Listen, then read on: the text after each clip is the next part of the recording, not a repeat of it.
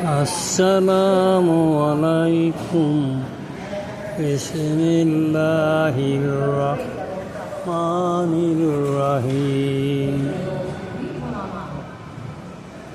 আমি মনে প্রাণে বিশ্বাস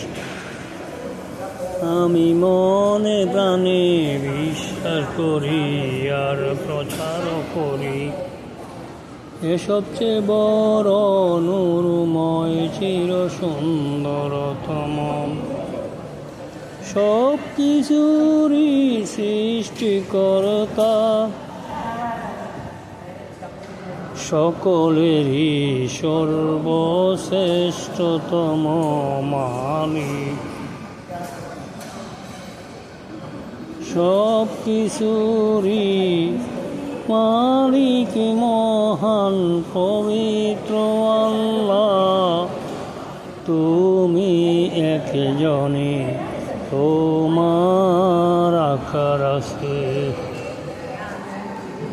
তুমি সবচেয়ে সুন্দর। আমি মনে প্রাণে বিশ্বাস করি আর প্রচার করি, এ সবচেয়ে বড় নূরময় চির সুন্দরতম সব কিছুর সৃষ্টিকর্তা, সকলেরই সর্বশ্রেষ্ঠতম মালিক মহান পবিত্র আল্লাহ। তুমি চির সত্য, তুমি চির সত্যবাদী, তুমি চির সুন্দর, তুমি চির পবিত্র, তুমি চিরস্থায়ী, তুমি চিরজীবী। আমি মনে প্রাণে বিশ্বাস করি আর প্রচার করি, এ সবচেয়ে বড় নূরময় চির সুন্দরতম সব কিছুরই সৃষ্টিকর্তা, সকলেরই সর্বশ্রেষ্ঠতম মালিক মহান পবিত্র আল্লাহ। তুমি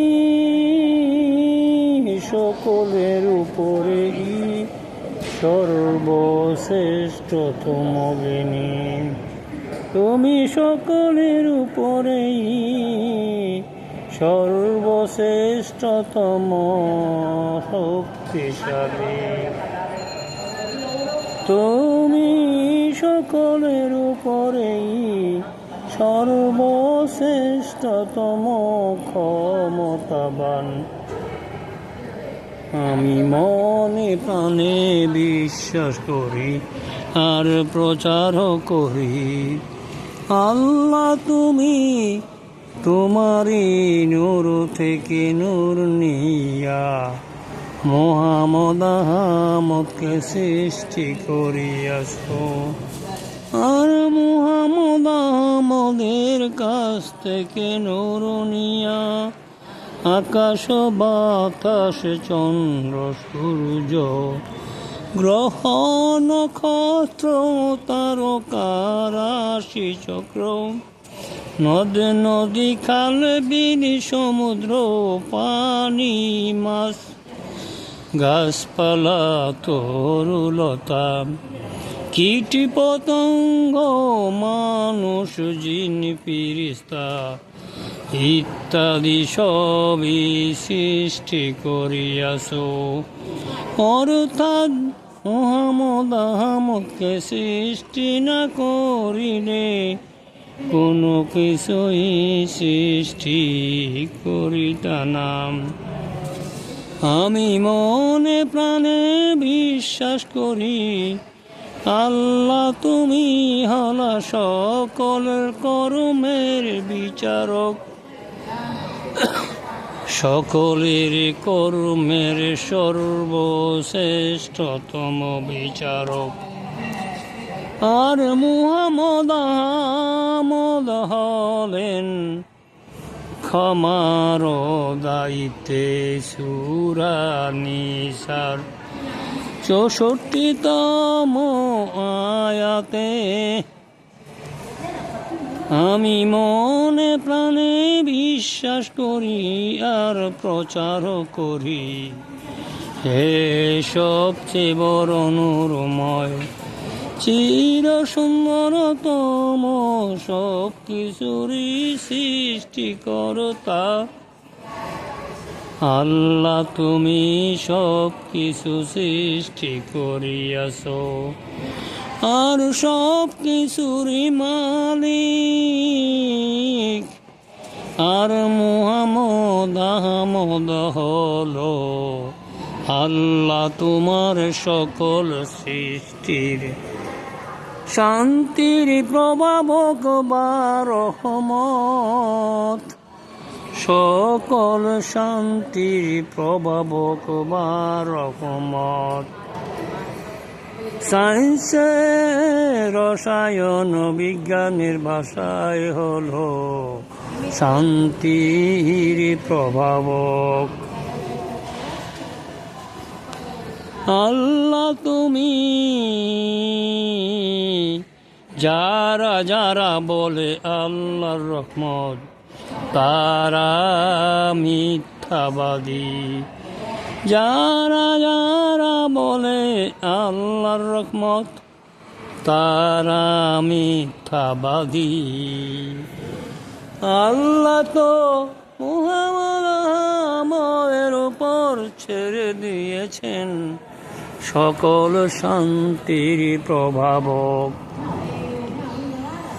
বাইবেলেতে আছে রাসূল ঈসা বলতেন, হে লোক সকল আমি তাড়াতাড়ি আমাকে চলে যেতে হবে, আমি যত তাড়াতাড়ি যাব শান্তির দুধ বা শান্তির প্রভাবক তত তাড়াতাড়ি পৃথিবীতে চলে আসবে।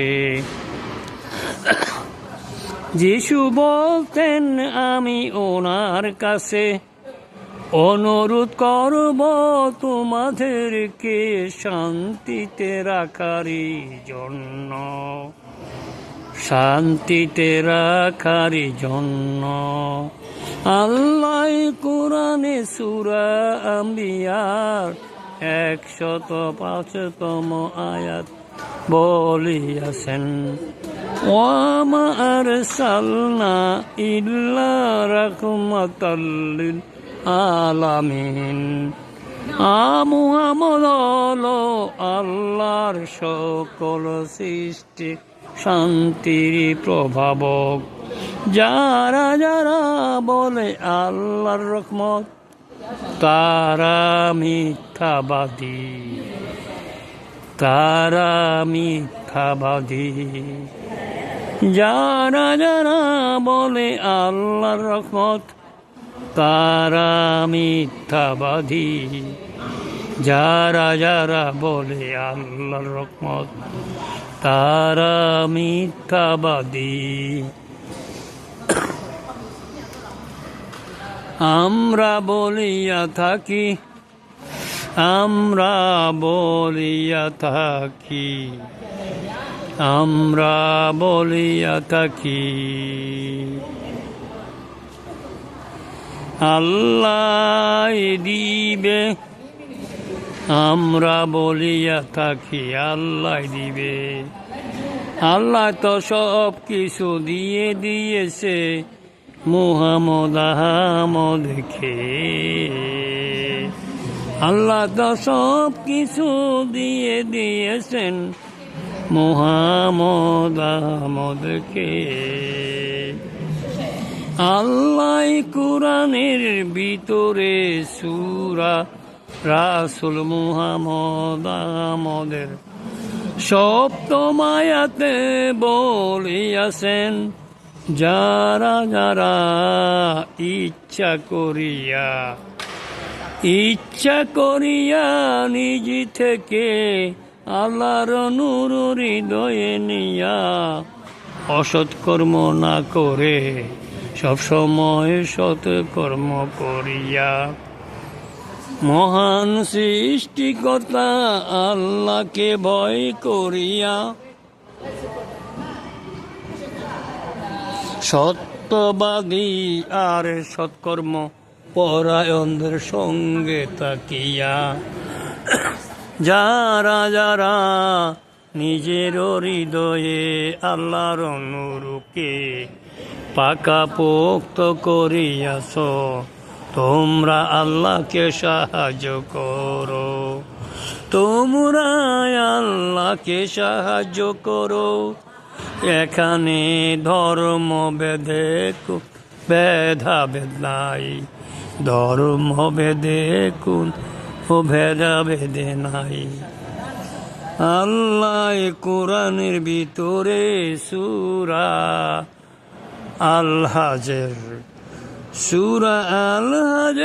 40তম আয়াতে বলিয়াছেন মসজিদি গির্জা পেগোডা সিনাগোগা মন্দির ইত্যাদি ধর্মশালাগুলি আল্লাহর হুকুমেই হয়েছে তারা সকলেই বিভিন্ন নামে আমাকে ডাকে তোমরা মত পার্থক্য করিও না তোমরা মত পার্থক্য করিও না কোথায় পাওয়া গেল হিন্দু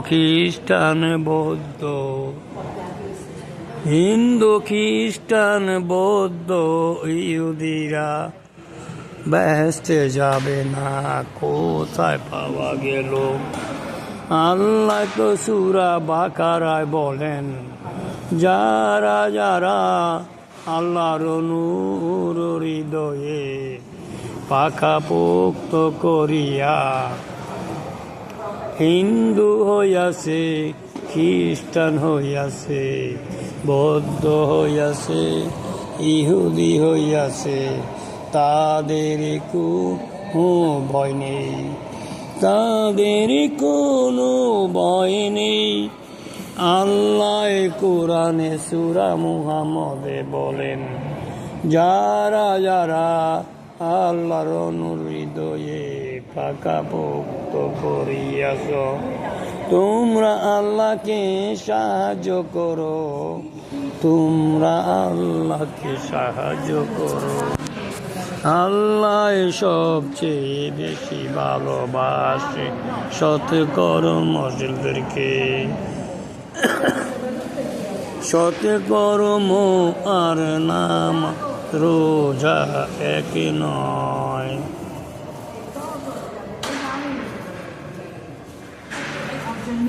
হাসরের মাঠে জাতি বা ধর্ম ভেদে আলাদা কোনো দল নেই দল হবে চারটি দল হবে চারটি দল হবে চারটি আল্লাহ বলেন ভালো করে জানো ভালো করে শিখো তারপরে অনুমতি নিয়া প্রচার করো তারপরে অনুমতি নিয়া প্রচার করো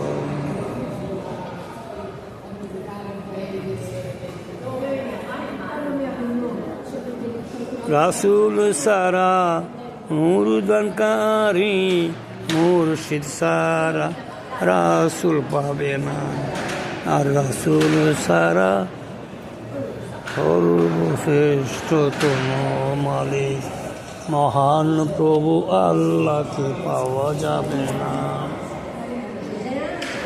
হাফেজ সুন্দরতম আল্লাহ হাফেজ সুন্দরতম আল্লাহ হাফেজ সুন্দরতম আল্লাহ হাফেজ সুন্দরতম